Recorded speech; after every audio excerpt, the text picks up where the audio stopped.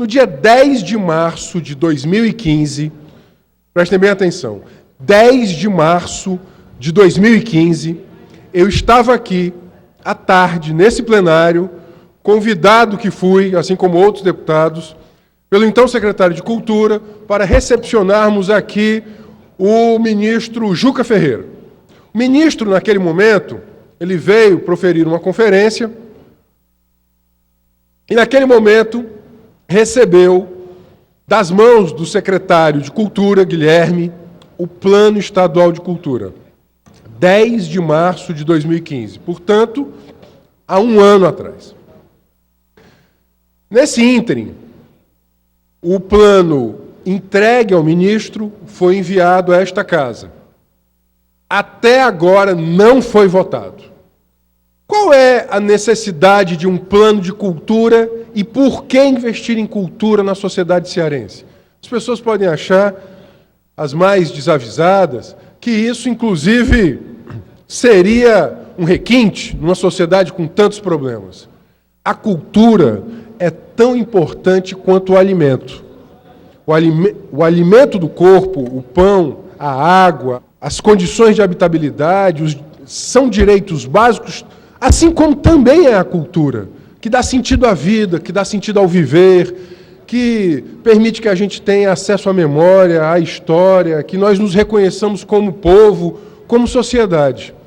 Os direitos culturais são direitos fundamentais, consagrados tanto nos tratados internacionais de direitos humanos, como na nossa própria Constituição, no nosso marco legal. Lembremos que a crise das políticas sociais é a crise de financiamento, a crise da capacidade de fazer, portanto, tem que ter servidor qualificado, e a crise de legitimidade. Na cultura, isso acontece da mesma forma.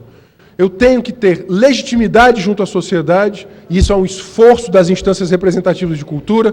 Eu tenho que ter financiamento, portanto, eu tenho que ter orçamento, e eu tenho que ter capacidade técnica, portanto, eu tenho que ter equipamentos e servidores. Hoje, os nossos equipamentos estão ainda muito deficitários. O Centro Cultural do Bom Jardim, a Biblioteca Medeiros Pimentel, o Centro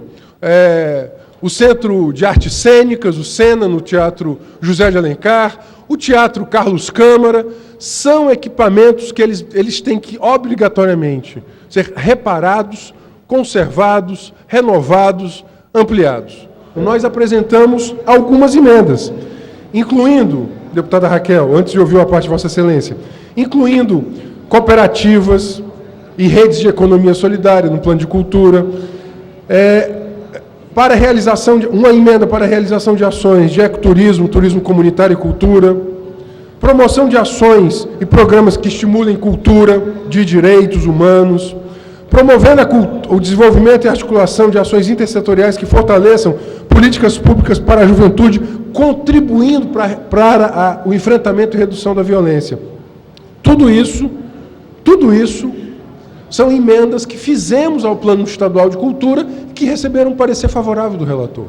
O que eu estou cobrando é desta casa a aprovação de um instrumento fundamental para a política de cultura. Várias vezes eu ocupei a tribuna cobrando a reforma da Biblioteca Medeiros Pimentel, saudando a ordem de serviço para a reforma. Estou cobrando, obviamente, a celeridade. Da mesma forma, o Centro Cultural do Bom Jardim, fizemos uma audiência pública. O Centro Dragão do Mar e o seu entorno, tivemos aqui com o presidente Paulo Linhares, conversando sobre o entorno do Dragão do Mar.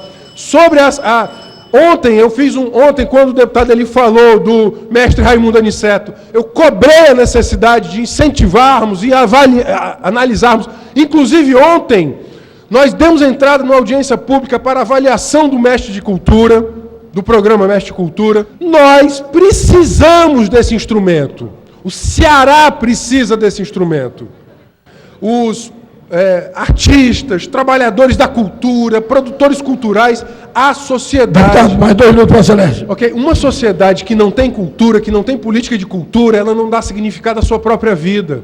Ela não tem memória, e quem não tem memória não consegue projetar seu próprio futuro, não consegue analisar o seu presente. Portanto, é importante ter cultura. Quem já foi gestor aqui?